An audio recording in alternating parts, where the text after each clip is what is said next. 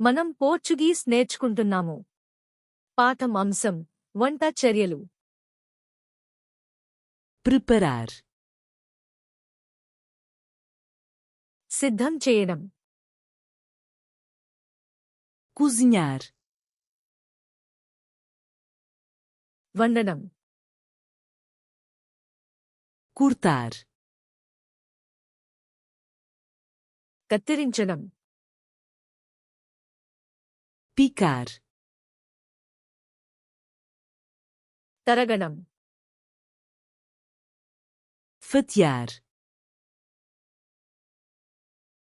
ముక్కలుగా కోయడం. descascar, తొక్క తీయడం. lavar, కడగడం. enxaguar, తుడిగి కడగడం.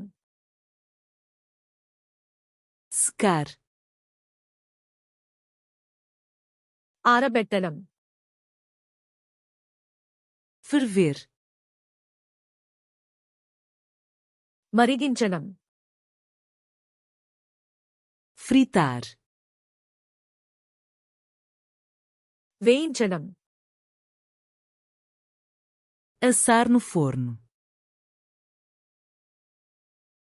బేక్ చేయడం. grelhar, గ్రిల్ చేయడం. cozer a vapor, ఆవిరిలో వండడం. mexer, కలపడం. misturar, మిక్స్ చేయడం. verter, పోయడం. adicionar, జోడించడం. aquecer, వేడి చేయడం. arrefecer, చల్లబరచడం. servir, వడ్డించడం. provar, రుచి చూడడం. temperar, మసాలా వేయడం. escorrer, వడకట్టడం. cobrir, మూయడం.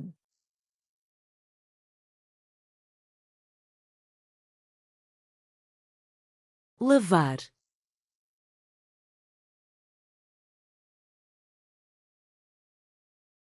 arrefecer,